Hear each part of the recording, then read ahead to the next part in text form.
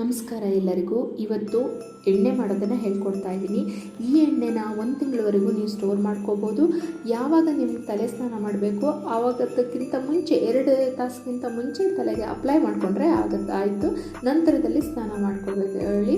ಇವಾಗ ಒಂದಲ್ಗಾನ ಕೊಯ್ಕೊಳ್ತಾ ಇದ್ದೀನಿ. ಅದನ್ನು ನೆರಳಲ್ಲೇ ಒಣಗಿಸ್ಕೊಂಡು ಪುಡಿ ಮಾಡ್ಕೊಳ್ತಾ ಇದ್ದೀನಿ. ಮೇನಾಗಿ ಕೂದಲನ್ನು ಕಪ್ ಮಾಡಲಿಕ್ಕೆ ಒಂದಲ್ಲ ತುಂಬ ಅನುಕೂಲ ಮಾಡಿಕೊಡುತ್ತೆ. ಹಾಗಾಗಿ ರಸ ಅಲ್ಲದೆ ಇದು ಈ ರೀತಿಯಾಗಿ ಪುಡಿನ ನೀವು ಸ್ಟೋರ್ ಮಾಡಿ ಇಟ್ಕೋಬೋದು. 1 ತಿಂಗಳ ತನಕನೂ ಈ ಪುಡಿ ಚೆನ್ನಾಗಿರುತ್ತೆ. ಇದನ್ನು ಆದಷ್ಟು ನೆರಳಲ್ಲೇ ಒಣಗಿಸ್ಕೊಂಡು ಪುಡಿ ಮಾಡ್ಕೊಳ್ಳಿ. ತರಿಯಾದಂಥ ಪುಡಿ ರೆಡಿ ಆಗುತ್ತೆ.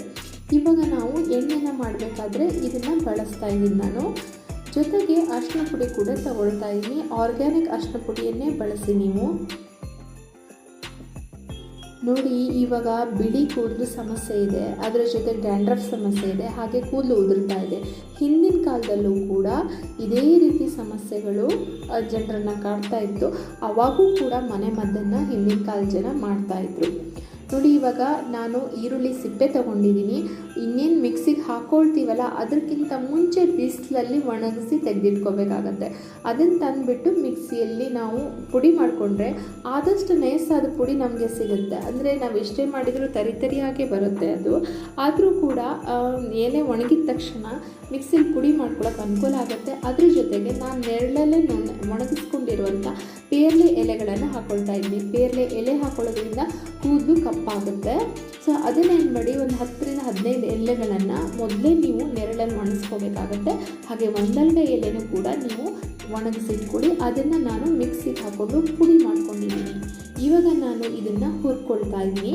ಕಪ್ಪು ಬಣ್ಣ ಬರೋವರೆಗೂ ಇದನ್ನು ಹುರ್ಕೋಬೇಕಾಗತ್ತೆ ನೀವು. ಕೂದಲಿನ ಸಮಸ್ಯೆ ಏನಿದೆಯಲ್ಲ, ಇವಾಗಿನ ಕಾಲದಲ್ಲ, ಹಿಂದಿನ ಕಾಲದಿಂದನೂ ಪ್ರಾಚೀನ ಕಾಲದಿಂದನೂ ಸಮಸ್ಯೆ ಇತ್ತು. ಜಗತ್ತಿನಲ್ಲಿ ಎಲ್ಲ ನಾಗರಿಕತೆಯಲ್ಲೂ ಕೂಡ ಇದು ಉಲ್ಲೇಖ ಆಗಿದೆ. ಹೆಚ್ಚಿಗೆ ಅಂದರೆ ಗ್ರೀಕರು 4ನೇ ಶತಮಾನದಲ್ಲೇ ಕೂದಲನ್ನ ಬ್ಲೀಚ್ ಮಾಡ್ತಾಯಿದ್ರು.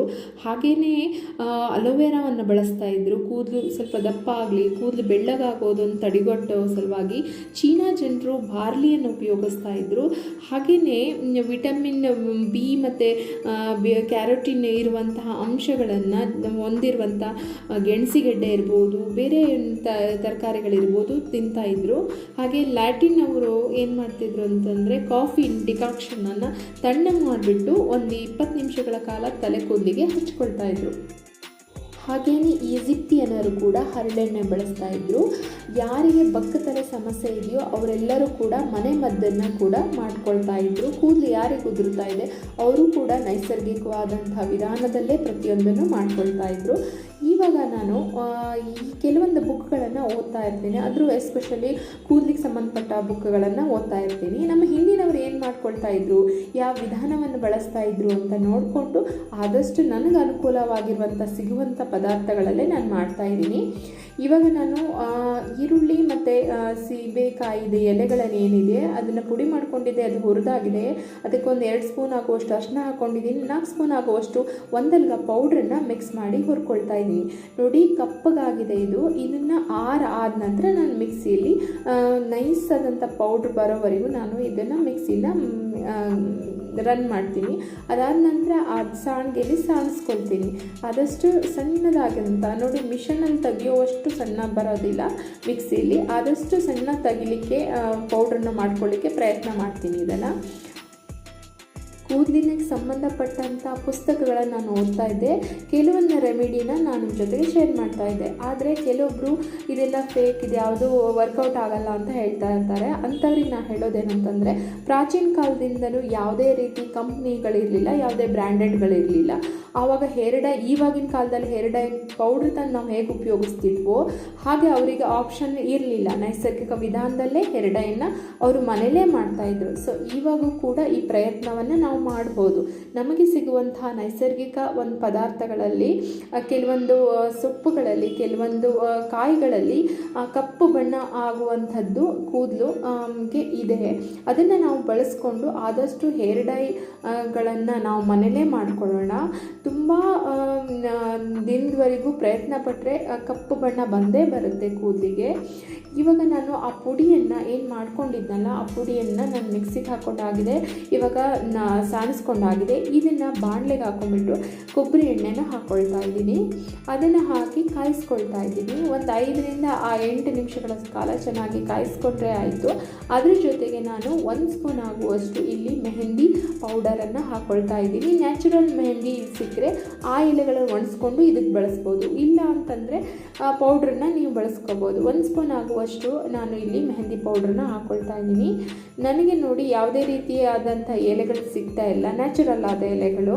ಇದನ್ನು ನಾನು ಅಂಗಡಿಯಿಂದನೇ ತಗೊಬಂದು ಬಳಸ್ಕೊಳ್ತಾ ಇದ್ದೀನಿ. ಇದಕ್ಕೆ ಒಂದು 8 ನಿಮಿಷಗಳ ಕಾಲ ಚೆನ್ನಾಗಿ ಬಿಸಿ ಮಾಡಿ ಎಣ್ಣೆನ ಎಲ್ಲ ಮಿಕ್ಸ್ ಆದ ನಂತರ ಇದನ್ನು ತಣ್ಣದಾದಮೇಲೆ ಒಂದು ಬಾಟ್ಲಲ್ಲಿ ಸ್ಟೋರ್ ಮಾಡಬೇಕಾಗತ್ತೆ. ಟೈಮೇ ಇಲ್ಲ ಅನ್ನೋರು ಈ ರೀತಿಯಾಗಿ ಬಾಟ್ಲಲ್ಲಿ ಸ್ಟೋರ್ ಮಾಡಿಟ್ಕೊಳ್ಳಿ. ಯಾವಾಗ ಬೇಕು ಅಂದಾಗ ಅವಾಗ ಅಪ್ಲೈ ಮಾಡ್ಕೋಬೋದು, ಆವಾಗ ಸ್ನಾನ ಮಾಡ್ಬೋದು. 2 ತಾಸಿನ ಹಚ್ಚಿಬಿಟ್ಟು ಅದಾದ ನಂತರ ಸ್ನಾನ ಮಾಡ್ಕೋಬೇಕಾಗತ್ತೆ. ಈ ರೀತಿ ಚಿಕ್ಕ ಬಾಟ್ಲಲ್ಲಿ ತುಂಬ್ಕೋಬೇಡಿ, ಅಂದರೆ ಅಗಲ ಬಾಯಿ ಇರುವಂಥ ಬಾಟ್ಲಲ್ಲಿ ತುಂಬ್ಕೋಬೇಕಾಗತ್ತೆ. ನೀವು ಕೈ ಬೆರಳು ಹಾಕಿ ಅದನ್ನು ಪೇಸ್ಟ್ ಸಮೇತವಾಗಿ ಹಚ್ಕೋಬೇಕಾಗತ್ತಲ್ವ, ಅದಕ್ಕೋಸ್ಕರ ಸ್ವಲ್ಪ ಅಗಲ ಮುಚ್ಚಳ ಇರೋದಂತಲೇ ತಗೊಳ್ಳಿ. ಅದರಲ್ಲಿ ತುಂಬಿಕೊಂಡ್ರೆ ನೀವು ಸ್ಪೂನ್ ಹಾಕಿ ಕೂಡ ಎತ್ಕೋಬೋದು. ಕೆಳಗಡೆ ಪೇಸ್ಟ್ ಉಳ್ಕೊಬಿಡುತ್ತೆ. ಅದಕ್ಕೋಸ್ಕರ ನೀವೇನು ಮಾಡಬೇಕಾಗುತ್ತೆ, ಈ ರೀತಿ ಅಗಲ ಮುಚ್ಚೆ ಇರೋವಂಥ ಬಾಕ್ಸಲ್ಲಿ ಹಾಕ್ಕೊಳ್ಳಿ. ಇದನ್ನು ಸ್ಟೋರ್ ಮಾಡಿ ಇಟ್ಕೊಂಡ್ರೆ ತುಂಬ ಚೆನ್ನಾಗಿರುತ್ತೆ. 1 ತಿಂಗಳ ನಂತರ ನೋಡಿ ರಿಸಲ್ಟ್ ನೋಡ್ಬೋದು. ಕೂದಲಲ್ಲೂ ಕೂಡ ಸಾಫ್ಟ್ನೆಸ್ ಇರುತ್ತೆ, ಕೂದಲು ಕೂಡ ನೈಸ್ ಆಗಿರುತ್ತೆ ತುಂಬಾ. ಮತ್ತು ಕೂದಲು ಟೈಮ್ ತಗೊಳ್ಳುತ್ತೆ ಸ್ವಲ್ಪ ಕಪ್ಪಾಗಲಿಕ್ಕೆ, ತುಂಬಾ ವರ್ಕ್ ಆಗುತ್ತೆ, 100% ವರ್ಕ್ ಆಗುತ್ತೆ. ಸ್ವಲ್ಪ ಟೈಮ್ ಕೊಡಿ, 1 ತಿಂಗಳ ಅಥವಾ 1.5 ತಿಂಗಳದೊಳಗೆ, ಅಂದರೆ 45 ಡೇಸರು ಮಿನಿಮಮ್ ಬೇಕೇ ಆಗುತ್ತೆ.